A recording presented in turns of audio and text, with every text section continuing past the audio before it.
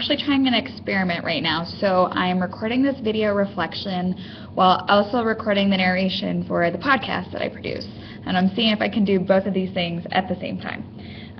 So I really wanted to share with you a cool activity that I did in my classroom today that I thought went really well. So as background to my lesson, yesterday we took notes on horizontal and vertical translations of functions. So, what makes a function move from left to right or up and down, and what does that look like in terms of the function's equation.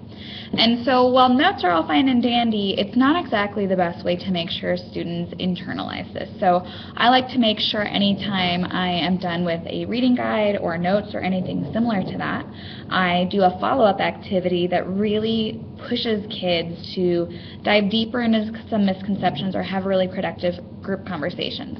And so here is what I did. I made a relay today, and so every group got a set of strips. So each set of strips has basically like sentence frames and sentence stems for what I want them to write about the card they're going to get. So for example, for card H, the sentence stem says, the resulting equation is blank, the resulting graph is below. So they have to write the equation and draw the graph based upon what is in card H, and I'm going to get card H right here. So card H says, write an equation and draw the graph for an absolute value function shifted 4 units left and 2 units up. So basically they get a card and there's a slip that goes with each card. So all the groups start out with card letter A. And they have 4 roles. There is one runner, there is one recorder, there is one reader, and there is one leader. So the runner runs the cards back and forth for me. I'm like actually sitting at a table in the middle of the room where everybody has to run to. They run the cards, the answer slips back and forth to me, and if they get their slip right, they get the next card. So they're the runners. The readers are going to read the problem to the group.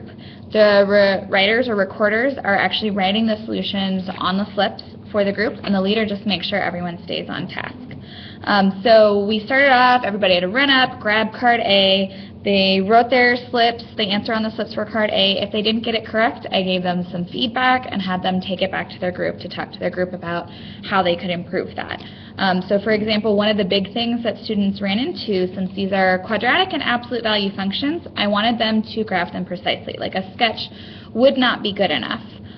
They'd have to make sure that the points were very precisely written. Like for the quadratic, the pattern up 1 over 1, up 3 over 1, they'd have to make sure that they had that pattern correct to get a stamp off on their card. So if they got the slip right, I would take my stamp and I would stamp their slip right and give them the next card for the group. And so the whole idea is that they're in competition with everyone and they're trying to get through every single problem, and then at the end I give them their homework assignment.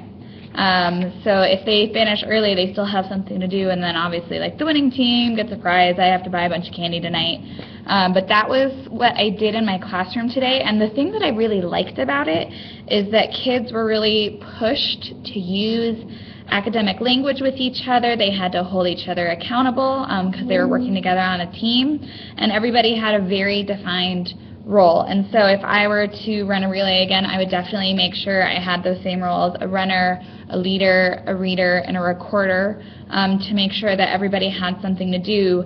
And the other thing that I really liked, for you who are giant math nerds like me, each card was a little bit different. So this is a graph of an absolute value function that is shifted 2 units to the left and 5 units down, whereas another card is an absolute value function. There is another one that is nothing but a description. There's others that are just the equation.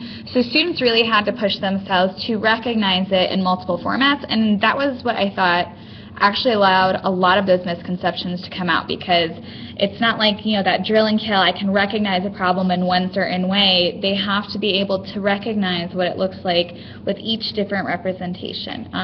So that's an activity that I did in my classroom today that I really liked. If you have any questions or you want to check it out, I'm also going to add this video and this podcast episode to the blog post that I'm writing later today. So maybe I can get 3 things done with one sharing goal. So hope you enjoyed it, and I hope you found it useful.